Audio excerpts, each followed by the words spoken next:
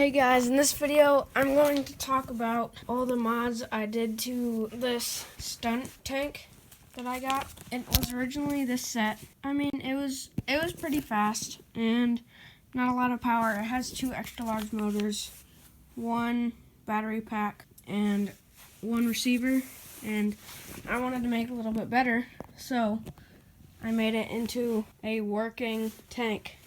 And I'm going to show you all the attachments I made for it. So you may notice there's a lot of extra stuff going on back here, and that is I added a second receiver, and on that second receiver I have all the tools hooked up to.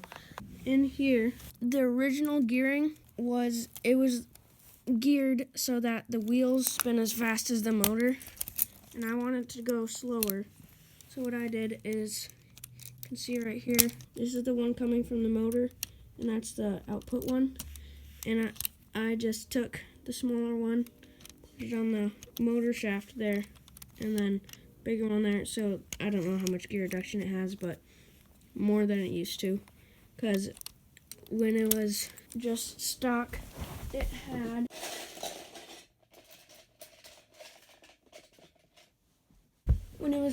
it had 2 of these.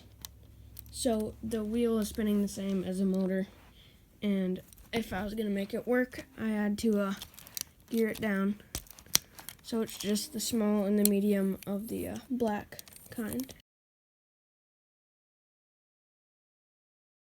First, we have, underneath here, there is a medium motor powering a worm drive gearbox that goes to the shaft that comes out, and it powers these arms, which goes to the plow, which means the plow can be raised and lowered.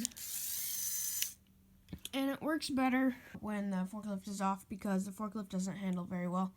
But you can raise and lower it with that. And you can see in here, there's little 3 pieces leading down to the kind of chassis of it. And it's on that shaft. I should actually put a flat piece connecting them here, if that can work. Yeah, and then there's just 2 pins holding the medium motor in. And then to that attachment holder, I can put the V plow in, or I can have the regular plow, or I can put a medium motor on this little grabber arm and have that in there, and then it can grab it. And I also needed this on top of here, so the cord is long enough to go to the grabber arm. It just attaches right there.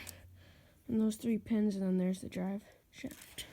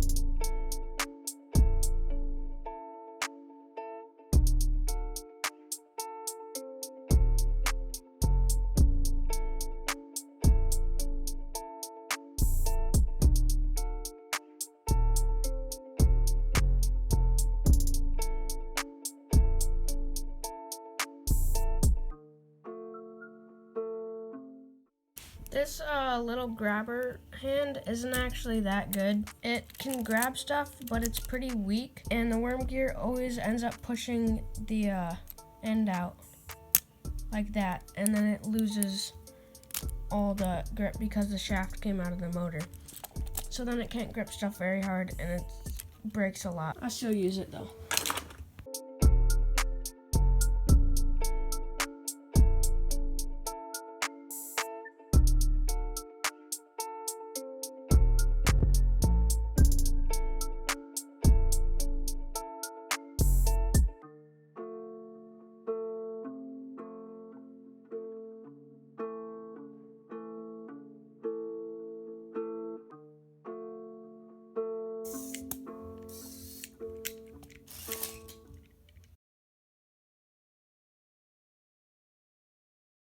I first had it only about this tall. Actually, no, it was that tall. And then I just extended it.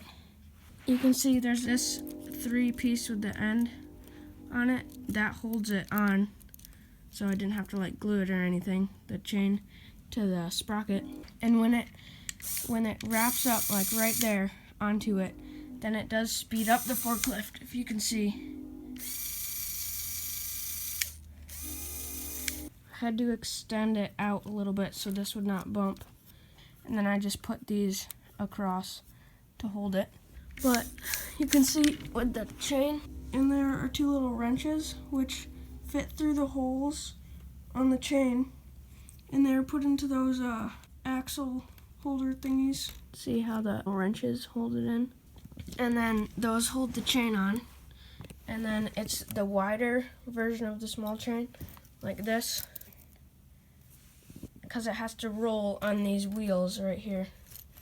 Then it goes down, and it switches to the thinner stuff, because if it was the thicker stuff down here, it would be bumping that worm gear box. There are these little caster wheels down here, and these aren't super great. I had to take the actual tire off so it could clear down here, and they do kind of just get stuck, and it doesn't do super well under a lot of weight. And then this brace at the top going down to right where it connects over there. And this is the original wheelie bar holders. Could extend it a little bit because it really can go up quite a bit more and push in more in there. And then it's just locked in there with one of the pins. If you flip it over, you can see the medium motor has 2 pins going into that cross beam, and then it's holding this worm gearbox stable by the flat piece. Also, this spinning shaft right here that's connected to the sprocket goes into this, I don't know what you'd call that piece, but that, and then one of those ones, and it just spins in there, and that holds it in the center and keeps it stable. And then on the actual forklift attachment, it's really smooth, so I just added these little rubber pieces, which I don't actually know if it really helps, but maybe they do, because things will just keep flying off, because it's not like slow like a real forklift. It's pretty jerky. Over here is just this whole mechanism that I made to keep the forklift stable,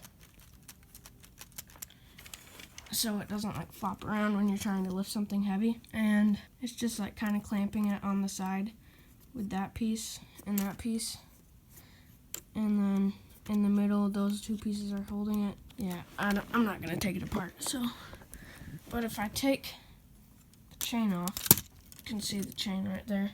Then this just slides freely up here. You can see the little wheels up there. The motor goes into the worm gear over here, which leads into that, and then pulls that up over there. And it definitely does need these support arms.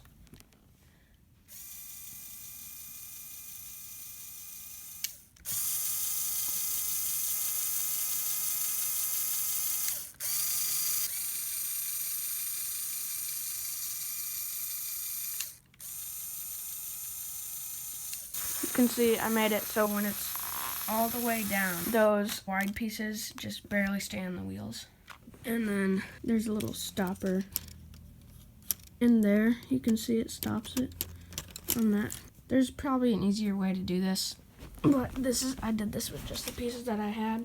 You can see that it's a little bit off, so the chain is like dragged to the side a little bit, but that didn't really affect it. And then to just change the channels from the forklift and the plow on the front, I just put one of the receivers on 1 channel and the other one on 4, so you can just switch it.